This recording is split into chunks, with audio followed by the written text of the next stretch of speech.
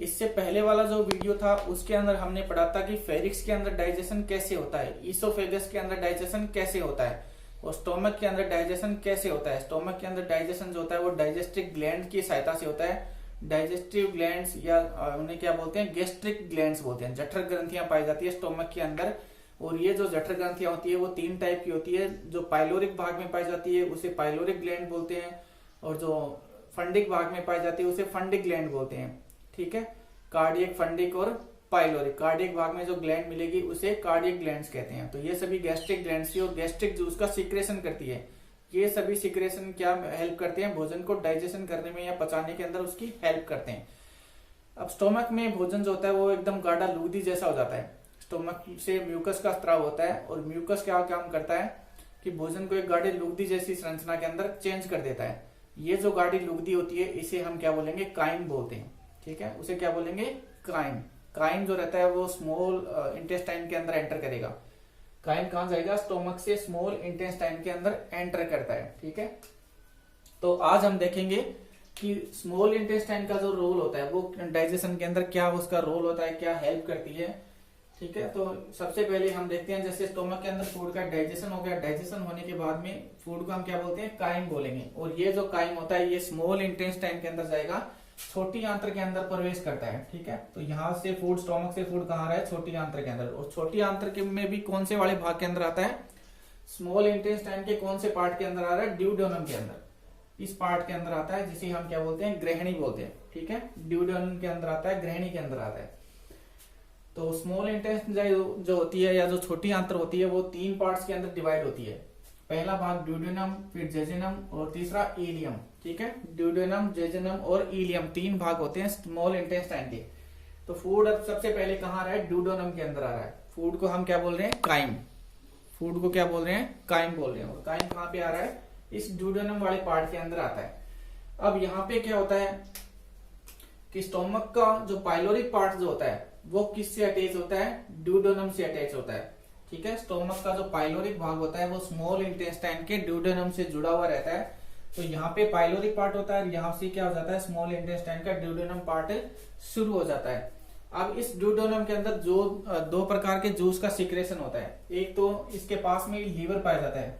ठीक है, left side में इसके क्या होता है, लीवर प्रेजेंट होता है। सॉरी, इसका जो राइट साइड होता है, ड्यूडेनम के राइट साइड में क्या मिलेगा, लीवर प्रेजेंट होता है। और लेफ्ट साइड में क्या होता है, स्टोमक पाया जाता है। लेफ्ट साइड में स्टोमक और राइट साइड में लीवर प्रेजेंट होता है। अब ये जो लीवर होता है उसमें से एक नलिका निकलती है जिसे हम क्या बोलते हैं, बाइल डक्ट बोलते हैं। लीवर में से एक ट्यूब लाइक स्ट्रक्चर निकलती है जिसे क्या बोलते हैं, बाइल डक्ट। लीवर जो रहता है वो बाइल जूस का सिक्रेशन करता है। लीवर बाइल जूस का सिक्रेशन करेगा, और ये जो बाइल जूस होता है वो इस बाइल डक्ट से होते हुए कहाँ एंटर करता है, ड्यूडेनम वाले पार्ट के अंदर एंटर करता है। इसी तरह जो ड्यूडेनम होता है उससे पैनक्रियाज जुड़ा हुआ रहता है। ठीक है, पैनक्रियाज या जिसे हम क्या बोलते हैं, अग्नाशय। तो अग्नाशय भी क्या काम करता है, पैनक्रियाटिक जूस का सिक्रेशन करता है। ठीक है, अग्नाशय क्या काम करेगा, पैनक्रियाटिक जूस का सिक्रेशन करता है। और ये सिक्रेशन भी कहाँ जाएगा, इसमें से जो भी सिक्रेशन होता है वो सिक्रेशन कहाँ जाएगा, इसे ड्यूडेनम के अंदर। तो पैनक्रियाटिक जूस आता है और एक लीवर जो बाइल जूस का सिक्रेशन कर रहा है। दोनों प्रकार के जूस किसके अंदर एंटर करते हैं, ड्यूडेनम के अंदर। ठीक है, तो ड्यूडेनम में क्या होगा, 2 प्रकार के जूस एंटर करते हैं। एक तो लीवर से जो जूस निकलता है उसे हम क्या बोलते हैं, बाइल जूस। और ये बाइल डक्ट से होता हुआ ड्यूडेनम के अंदर आएगा। इसी तरह पैनक्रियाज से जो जूस निकलता है उसे पैनक्रियाटिक जूस बोलते हैं, और ये भी किसके अंदर एंटर कर रहा है, इसे ड्यूडेनम के अंदर एंटर कर रहा है। तो सबसे पहले यहाँ पे हम क्या देखेंगे, लीवर के बारे में पढ़ेंगे। ठीक है, लीवर की स्ट्रक्चर कैसी होती है और लीवर से जूस इसके अंदर कैसे एंटर करता है उसके बारे में पढ़ेंगे। तो लीवर जो होता है वो हमारे शरीर की सबसे लार्जेस्ट ग्लैंड होती है। हमारे शरीर की सबसे बड़ी जो ग्रंथि होती है वो कौन सी होती है, लीवर होती है। लीवर की लोकेशन की अगर हम देखें कि लोकेशन कहाँ होती है, तो लीवर जो होता है वो एब्डोमिनल कैविटी के अंदर पाया जाता है, उदर गुहा के अंदर प्रेजेंट होता है। उदर गुहा में भी या एब्डोमिनल कैविटी में भी कहाँ मिलेगा, एपिगैस्ट्रिक जोन के अंदर। एब्डोमिनल कैविटी में भी ये कहाँ पाया जाता है, एपिगैस्ट्रिक जोन के अंदर। बॉडी के ये राइट साइड में प्रेजेंट होता है। लेफ्ट साइड में क्या होगा, स्टोमक प्रेजेंट होता है। लेफ्ट साइड में स्टोमक होता है, राइट साइड में लीवर प्रेजेंट होता है। लीवर के ऊपर एक कवर पाया जाता है, ठीक है। लीवर के ऊपर एक कवर जैसी रचना पाई जाती है जिसे क्या बोलते हैं, विसरल पेरिटोनियम का कवर होता है, ठीक है। लीवर के ऊपर विसरल पेरिटोनियम का कवर प्रेजेंट होता है। लीवर जो होता है वो बाइलोब्ड स्ट्रक्चर होती है। बाइलोब होने का मतलब क्या होता है कि लीवर जो होता है वो दो पालियों के अंदर डिवाइड रहता है। राइट साइड में जो पाली पाई जाती है उसे राइट लोब बोलते हैं, और लेफ्ट साइड में जो लोब प्रेजेंट होती है उसे लेफ्ट लोब बोलते हैं, ठीक है। तो राइट वाली जो लोब होती है उसे क्वाड्रेट लोब भी बोलते हैं। राइट वाली लेब को क्या बोलते हैं, क्वाड्रेट लोब भी बोलते हैं। और लेफ्ट वाली जो लोब होती है उसे कोडेट लोब बोलते हैं। उसे क्या बोलेंगे, कोडेट लोब। दोनों लोब को एक दूसरे से, यानी कि दोनों पालियों को एक दूसरे से अलग रखने के लिए इसमें एक फाल्सिफोरम लिगामेंट पाया जाता है, ठीक है। फाल्सिफोरम लिगामेंट जो क्या काम करता है, राइट और लेफ्ट लोब को एक दूसरे से सेपरेट रखने का काम करता है, एक दूसरे से अलग रखने का काम करता है। ये जो फाल्सिफोरम लिगामेंट होता है ये पेराइटल पेरिटोनियम का रेसिडुअल पार्ट होता है, ठीक है। फाल्सिफोरम लिगामेंट क्या होता है, पेराइटल पेरिटोनियम का रेसिडुअल पार्ट होता है, अवशेषी भाग होता है। इसको हम क्या बोलते हैं, अवशेषी भाग, ठीक है। पेराइटल पेरिटोनियम का रेसिडुअल या अवशेषी भाग होता है। जो पेराइटल पेरिटोनियम होता है इसके फ्री स्पेस पर, ठीक है, यहाँ पे ये पेराइटल पेरिटोनियम और इसके फ्री स्पेस के ऊपर एक राउंड लिगामेंट पाया जाता है, गोलाकार लिगामेंट प्रेजेंट होता है। ये अम्बिलिकल कॉर्ड जो होती है उसका रेसिडुअल पार्ट होता है, ठीक है। पेराइटल पेरिटोनियम के फ्री स्पेस के ऊपर राउंड लिगामेंट पाया जाता है, राउंड लिगामेंट और ये अम्बिलिकल कॉर्ड का रेसिडुअल पार्ट होता है, अवशेषी भाग होता है। तो ये तो था लीवर की स्ट्रक्चर, लीवर का लोकेशन, ठीक है। इसके बाद में हम देखते हैं functional unit of liver. Liver की जो क्रियात्मक इकाई होती है वो क्या होती है। तो लीवर की क्रियात्मक इकाई को हम क्या बोलते हैं, लोब्यूल बोलेंगे, ठीक है, लोब्यूल। तो functional unit of liver, liver की जो क्रियात्मक इकाई होती है वो क्या होती है, लोब्यूल होती है। लीवर की क्रियात्मक इकाई को हम क्या बोलते हैं, लोब्यूल। लोब्यूल जो होती है उसके अंदर दो कोशिकाएं प्रेजेंट होती है, दो प्रकार की सेल्स इसके अंदर पाई जाती है। एक इसमें होती है हिपेटोसाइट सेल्स और एक होती है इम्यून सेल्स, जिसे हम क्या बोलते हैं, कुफर कोशिकाएं भी बोलते हैं। तो दो प्रकार की सेल्स इसके अंदर प्रेजेंट होती है, एक तो हिपेटोसाइट सेल होती है और एक क्या होती है, इम्यून सेल होती है। जो हिपेटोसाइट सेल होती है वो स्पेसिफिक एपिथेलियम सेल होती है, स्पेसिफिक एपिथेलियल सेल होती है, विशेष प्रकार की उपकला कोशिकाएं होती है। एपिथेलियल सेल का मतलब क्या होता है, उपकला कोशिकाएं। तो ये क्या होती है, विशेष प्रकार की उपकला कोशिकाएं होती है और ये बाइल जूस का निर्माण करती है। ये किसका फॉर्मेशन करती है, बाइल जूस का निर्माण करती है। हिपेटोसाइट सेल्स जो होती है वो बाइल जूस बनाती है। ये जो बाइल जूस होता है ये गाल ब्लैडर के अंदर स्टोर किया जाता है। बाइल जूस को गाल ब्लैडर के अंदर स्टोर किया जाता है। अब जो गाल ब्लैडर होता है उसमें से बाइल जूस एक बाइल डक्ट के द्वारा कहां पहुंचाता है, ड्यूडेनम के अंदर, ग्रहणी के अंदर पहुंचा देता है, ठीक है। बाइल जूस जो होता है वो गाल ब्लैडर से बाइल डक्ट के द्वारा कहां पहुंचता है, ड्यूडेनम के अंदर पहुंच जाता है और वहां पर ये क्या काम करता है, डाइजेशन के अंदर हेल्प करता है, पाचन के अंदर हेल्प करता है। तो ये तो काम होता है हिपेटोसाइट कोशिकाओं का। दूसरी जो सेल्स होती हैं वो इम्यून सेल्स होती हैं जिन्हें कुफर कोशिकाएं भी बोलते हैं, इम्यून सेल या कुफर कोशिकाएं भी बोलते हैं। ये लीवर को प्रोटेक्ट करने का काम करती है, लीवर की सुरक्षा करने का काम करती है और ये फेगोसाइटिक नेचर की होती है। फेगोसाइटिक नेचर होने का मतलब ये भक्षकाणु प्रकृति की होती है, ये भक्षकाणु प्रकृति की होती है। जब भी कोई जीवाणु लीवर के अंदर एंटर करता है या जब भी कोई बैक्टीरिया जीवाणु वगैरह लीवर के अंदर जाते हैं तो ये उनको खाकर नष्ट कर देती है, उनका भक्षण कर लेती है, ठीक है। ये क्या काम करेगी, बैक्टीरिया वगैरह का भक्षण कर लेती है, उन्हें खाकर नष्ट कर देती है। तो ये फेगोसाइटिक नेचर की होती है और लीवर को प्रोटेक्शन देने का काम करती है, लीवर की सुरक्षा करती है। अब हम देखते हैं ये जो जूस होता है, जो हिपेटोसाइट्स कोशिकाएं जो बाइल जूस बनाती है वो ड्यूडेनम तक कैसे पहुंचता है। तो हिपेटोसाइट कोशिकाएं क्या करती है, यहाँ पे बाइल जूस बनाती है, बाइल जूस। ये जो बाइल जूस होता है वो सबसे पहले कहां पहुंचता है, बाइल कैनालिकुली के अंदर आता है। बाइल जूस जो रहता है वो सबसे पहले कहां आता है, हिपेटोसाइट सेल से बाइल कैनालिकुली के अंदर आता है। यहां से फिर ये बाइल जूस पहुंच जाता है स्मॉल बाइल डक्ट के अंदर। छोटी छोटी बाइल नलिकाएं होती हैं जिन्हें हम क्या बोलते हैं, स्मॉल बाइल डक्ट बोलते हैं। ये सभी स्मॉल बाइल डक्ट आपस में जुड़ जाती है और दो डक्ट बनाती है, दो प्रकार की नलिकाएं बनाती है, जिसे क्या बोलते हैं, राइट हिपेटिक डक्ट और लेफ्ट हिपेटिक डक्ट बोलते हैं।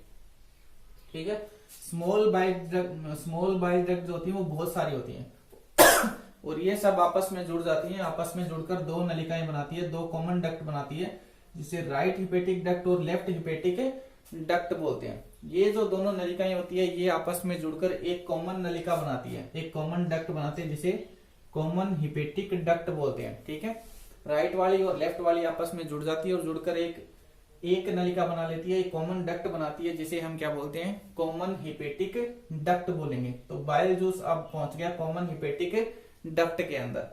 अब यहां से जो ये जो कॉमन हिपेटिक डक्ट होता है ये आगे जाकर काम खोलता है कॉमन बाइल डक्ट के अंदर। ठीक है, जो कॉमन हिपेटिक डक्ट होता है वो आगे जाकर कॉमन बाइल डक्ट के अंदर खुलता है और कॉमन बाइल डक्ट जो होती है वो आगे जाकर खुलती है डुओडेनम के अंदर। ठीक है, कॉमन बाइल डक्ट आगे जाकर कहां खुलती है, डुओडेनम के अंदर।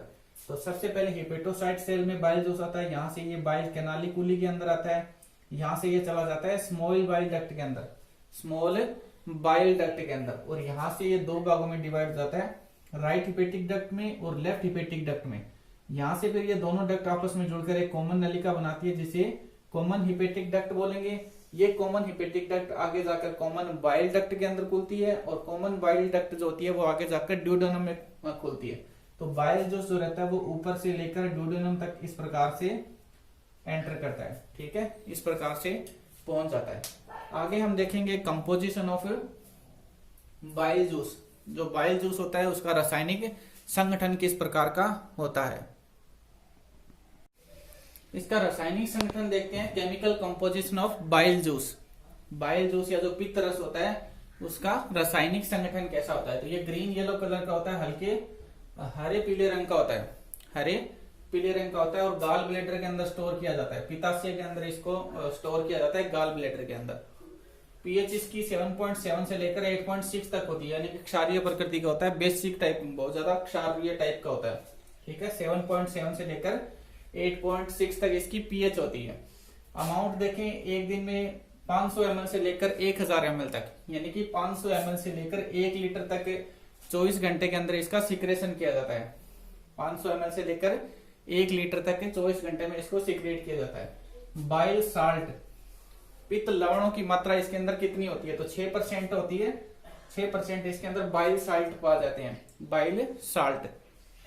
जैसे सोडियम ग्लाइकोलेट है और सोडियम टार्कोलेट है, सोडियम ग्लाइकोलेट और सोडियम टार्कोलेट। उसके बाद में आते हैं बाइल पिगमेंट, पित्त वर्णक कौन कौन से होते हैं, तो इनकी मात्रा 3.4% होती है। और बिलीरुबिन और बिलीवर्डिन, बिलीरुबिन और बिलीवर्डिन दो बाइल पिगमेंट इसके अंदर पाए जाते हैं। कोलेस्ट्रॉल 0.8% होता है, 0.8% कोलेस्ट्रॉल और 0.3% इसके अंदर लेसिथीन होता है, 0.3% लेसिथीन। तो ये है इसका केमिकल कंपोजिशन।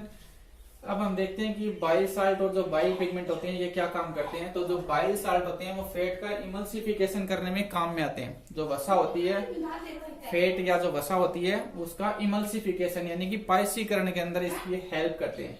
जो फैट होती है वो काफी स्मूथ और चिकनी होती है, तो एंजाइम वगैरह जो होते हैं वो उससे एक्टिव नहीं हो पाते हैं।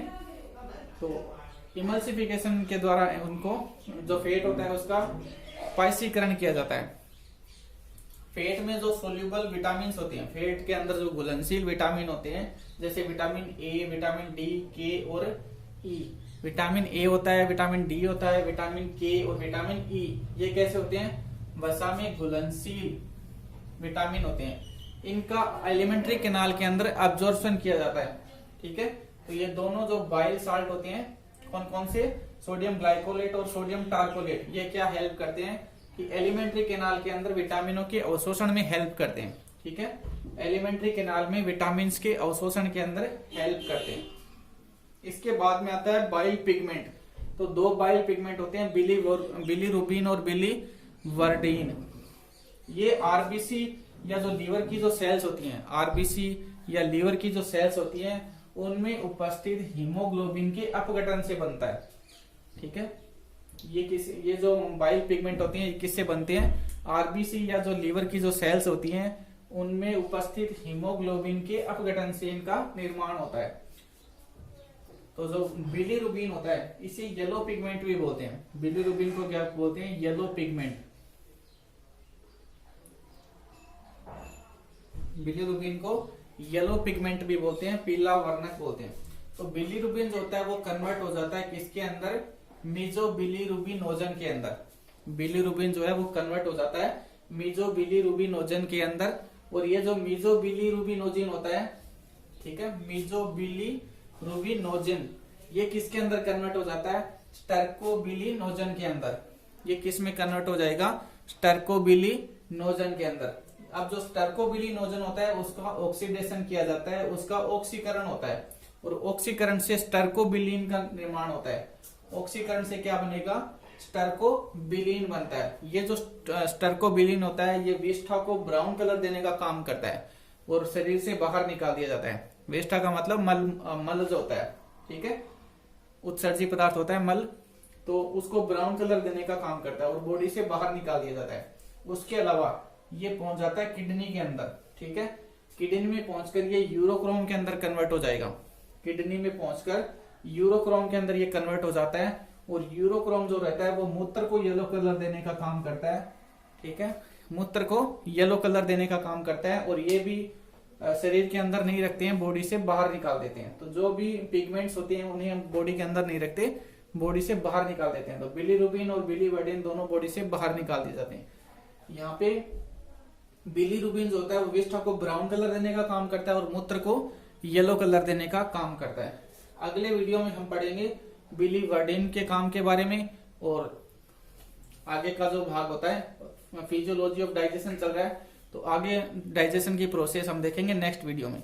ये वीडियो अगर पसंद आया हो तो लाइक शेयर और सब्सक्राइब जरूर करें भाई। Thank you.